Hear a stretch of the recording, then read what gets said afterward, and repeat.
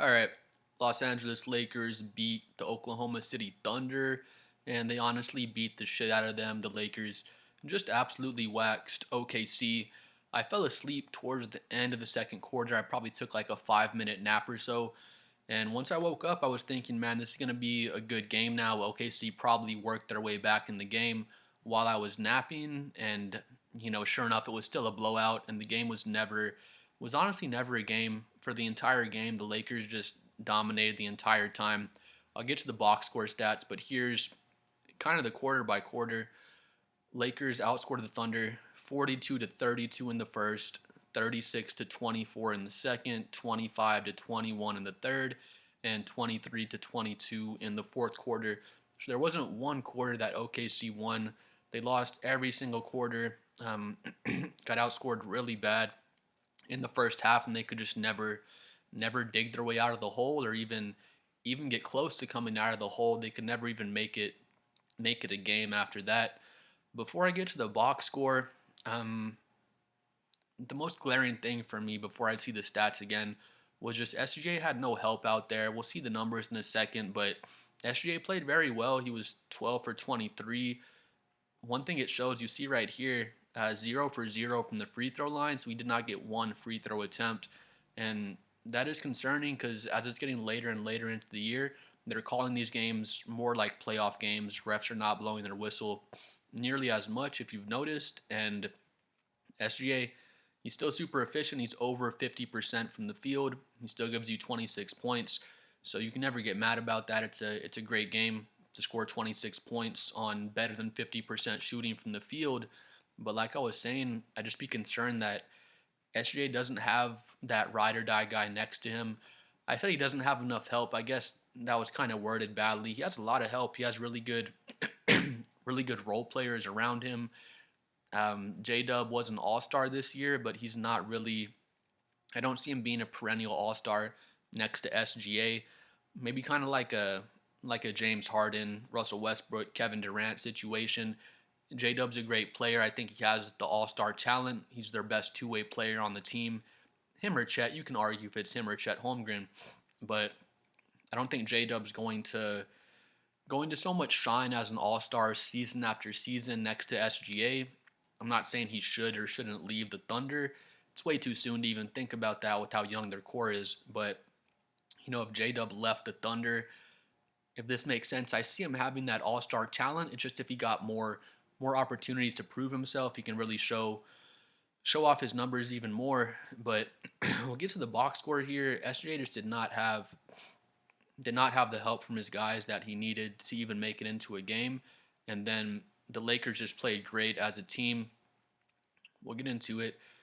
Even before I see the numbers here, the Lakers have just been on a roll these past 3 weeks.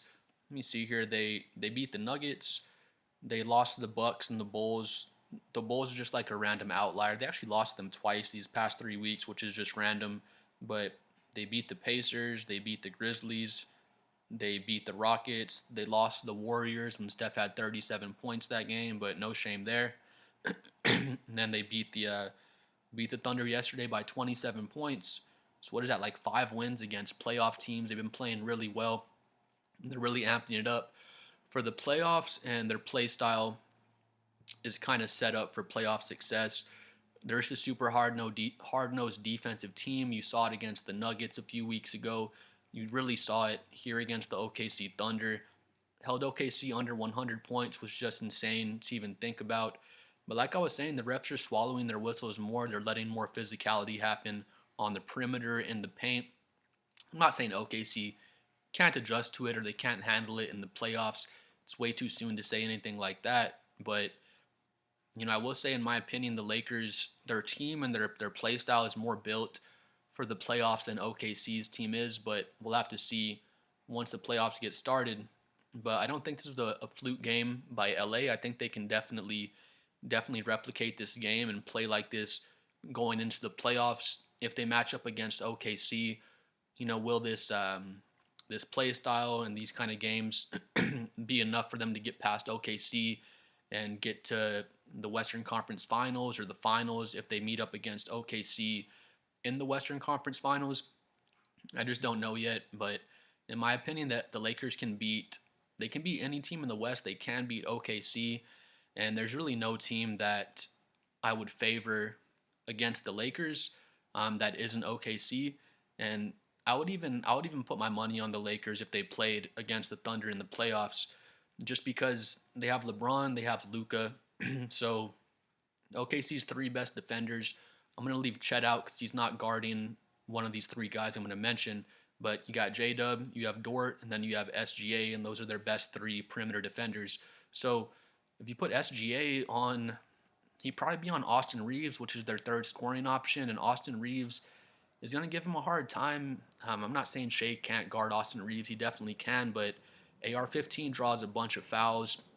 I'm not going to say he's a foul baiter. You can say it if you want. It doesn't really matter when people use that word for me, but he does draw a lot of fouls. He's really efficient. He had 20 points on just under 50% shooting. He was 50% from three last night.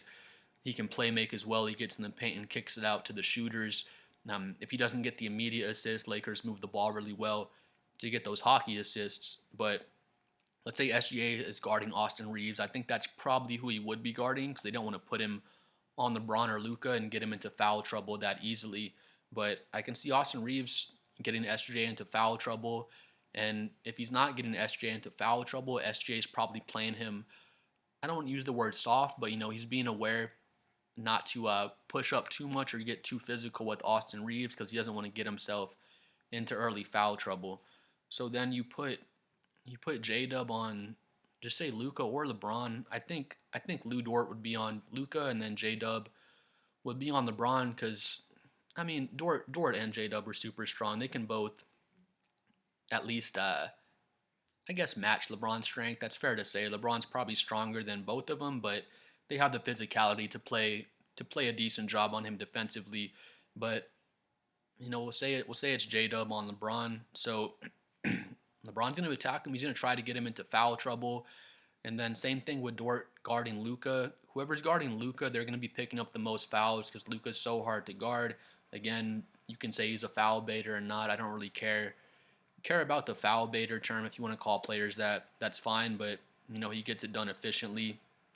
So that's why I think they would have trouble in the playoffs. Lakers have the two superstars, LeBron James and Luca, and then Austin Reeves is a better third option than anything the Thunder have. I would say. I mean, SGA is their number one, J Dub's the number two, and then Chet Holmgren is the number three option on the Thunder.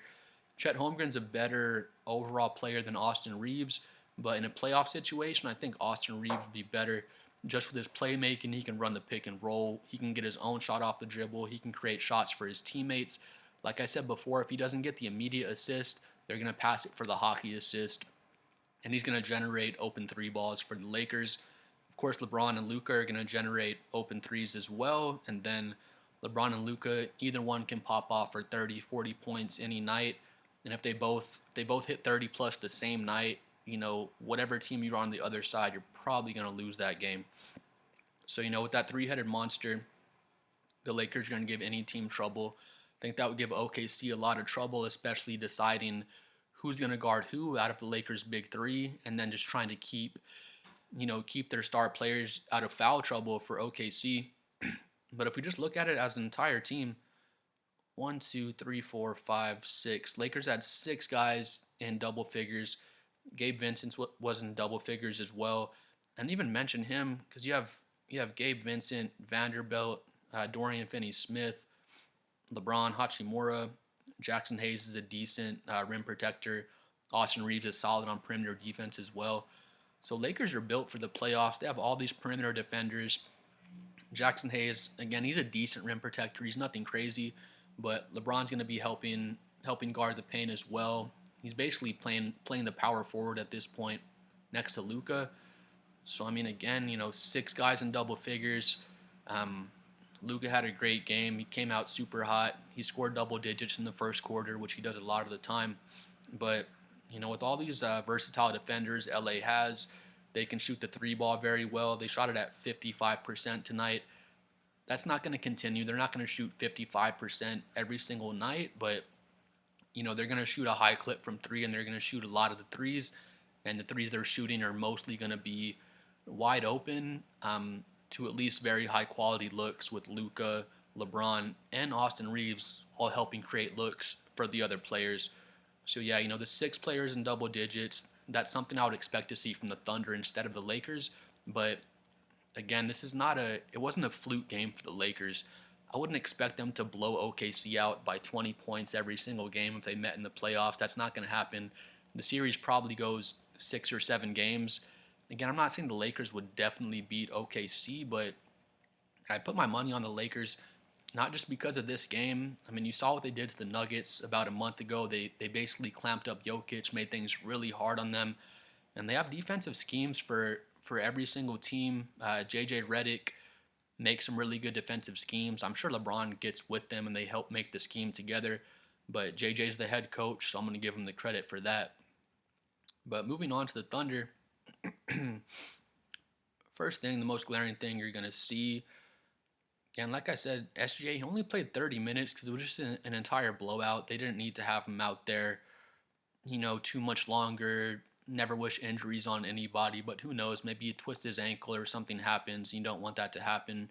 You want him to be 100% going into the playoffs, but he has 26 points, 9 assists on 12 of 23 from the field, and he did that in only 30 minutes. So honestly, just a great game from SGA. That's crazy to score 26 points in 30 minutes on over 50% from the field. But now you see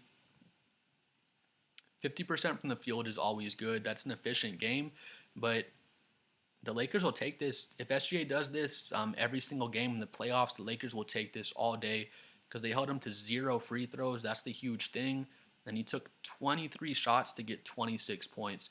So yes, 50% from the field. It is efficient, but if you took 23 shots to get your 26 points, let's say he misses one more three. He's only 1 for 5 from 3 instead of 2 for 5. If that had happened, then he would have taken 23 shots to only score 23 points. Anytime someone has the same amount of field goal attempts as they do points, you're going to take that all day. It just shows how great SGA is, though, because, again, he's over 50% from the field, doesn't go to the free throw line one time, he still puts up 26 points. People always call Shea foul merchant, foul baiter, things like that. If you ask me, I'd say yes, he is. And then if you ask me the very next question, is SGA the best scorer in the NBA? I would say yes, he is. I wouldn't hesitate on either one of those things. People get mad when you call SGA a foul baiter. You can just use the word crafty, I guess. My comparison is always in James Harden's MVP season. Would people call him a foul baiter? Definitely. He definitely was a foul baiter. Way worse than SGA. It was terrible with James Harden. But on the flip side of things, would anybody say James Harden's MVP season wasn't amazing and spectacular and that James Harden wasn't the best scorer and the best offensive player in the NBA that year? I mean, people could say that if they want, but they would be wrong. My point is, you can be a foul baiter and still be a great player. Like I said earlier in the video, I don't even care if people use the term foul baiter. It's just about winning the games. And like I said, 2 things can be true. You can be a foul baiter, foul merchant, crafty, whatever word you want to use. You can be that and still be the best offensive player in the game. It's not like they're separate things. But yeah, holding Shea to the 0 free throw attempts, that's an amazing job by the Lakers. Like I was saying earlier in the video, this is how the playoffs are going to be played. OKC is trying to kind of adjust to this more physical style of play. Of course, they were in the playoffs last year. They didn't make it to the conference finals, but people are thinking that that's their first step. That's a learning experience, kind of learn and adjust the physicality of the playoffs. And, I don't expect Shea to be shooting 0 free throws every game in the playoffs. He's going to get some calls, of course. He's going to get to the free throw line with how good he is. But, Lakers had a scheme. Their scheme was not to foul SGA. Don't let him get to the free throw line. Let him take as many shots as he wants, and let's see if SGA can beat us by himself. This was the result. He had 26 points, but like I said again, it's a weird game because yes, he was over 50% from the field, so that's always good. You kind of can't call that an inefficient game if your guard is shooting over 50% from the field, but it's a weird efficient game because like I said before, Let's say he goes 1 for 5 instead of 2 for 5 from the field. Now he's at 23 points on 23 shots. He would still be over 50% from the field in that case, but ask any coach or player if if the star player has the same amount of points as field goal attempts, you're going to take that all day, and you're going to really like your chances to win. J Dub is supposed to be the second option for the Thunder, either him or Chet Holmgren on any given night. J Dub was terrible. He's 4 for 14, only 16 points, and then Chet. I wouldn't use the word terrible. I mean, he had an okay game, 4 for 6, 10 points, 3 rebounds. He only played 25 minutes, so it's not like they were playing him a bunch of minutes. Once the game kind of got out of hand, the Thunder aren't trying to play their guys 40 minutes to try to win what's basically a meaningless game.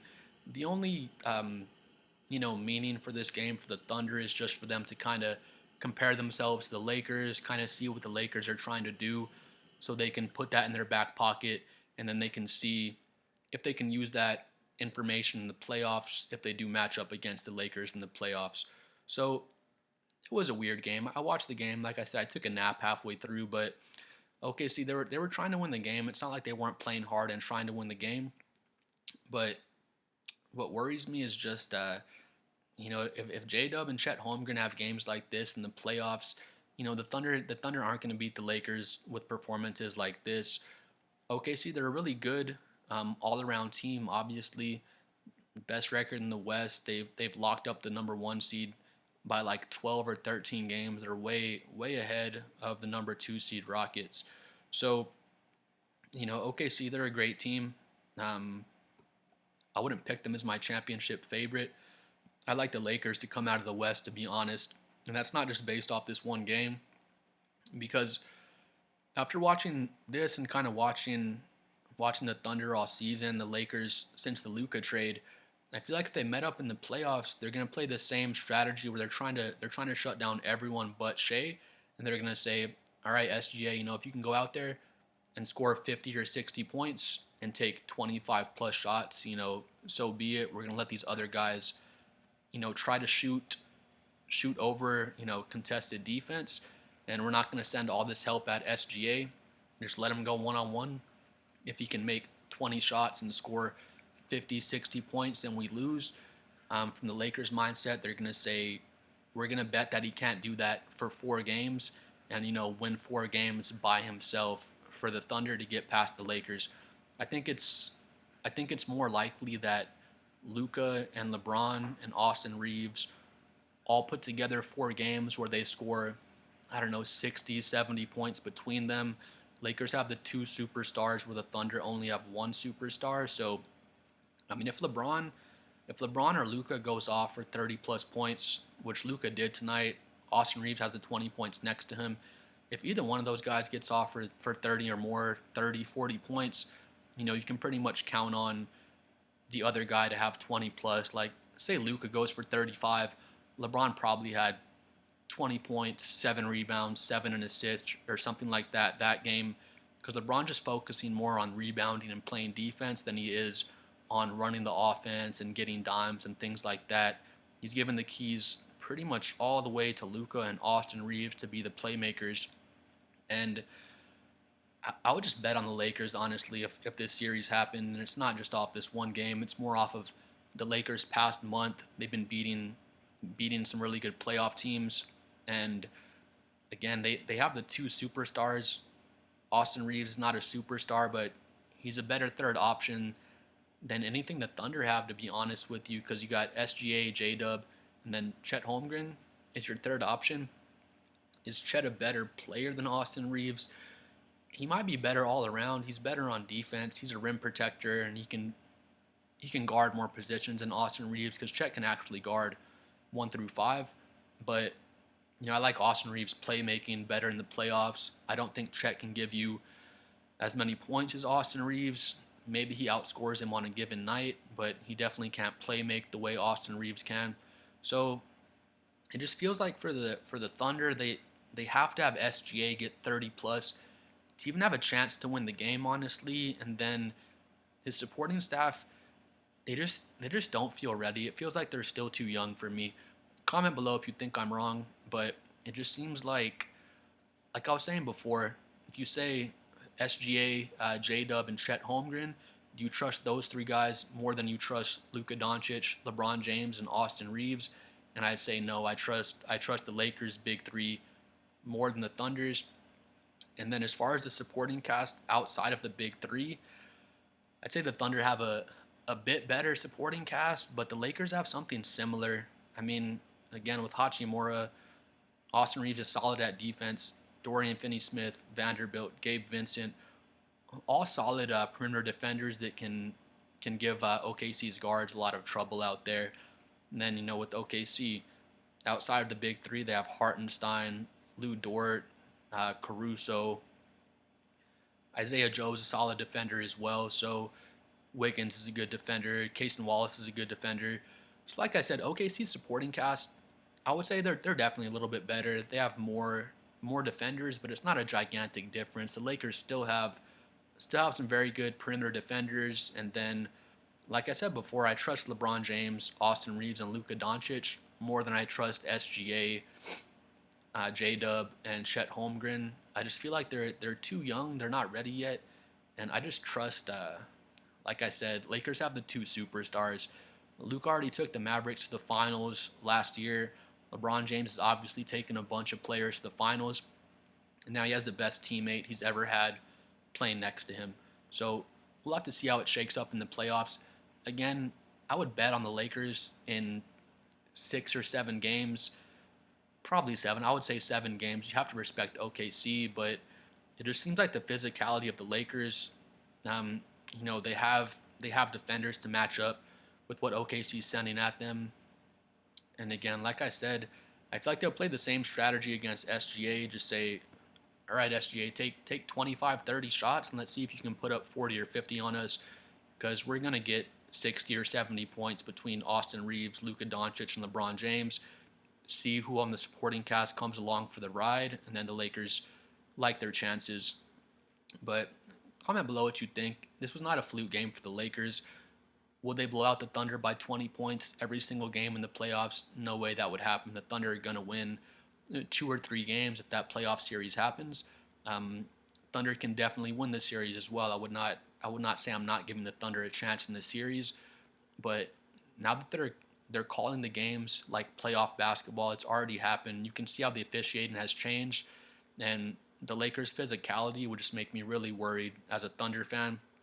And then SGA, getting 0 free throws, that would make me really worried as well, because he's going to get to the foul line during the playoffs, but it's not going to be like it was during the regular season, and we'll see how much that affects, him as a scorer. But please comment below what you think about the Lakers, the Thunder, just their chances in the playoffs. Like I said, I've got the Lakers as my favorite to come out of the West, to be honest, just with how their team looks, how physical they look, and I feel like they're the best built playoff team out of the West.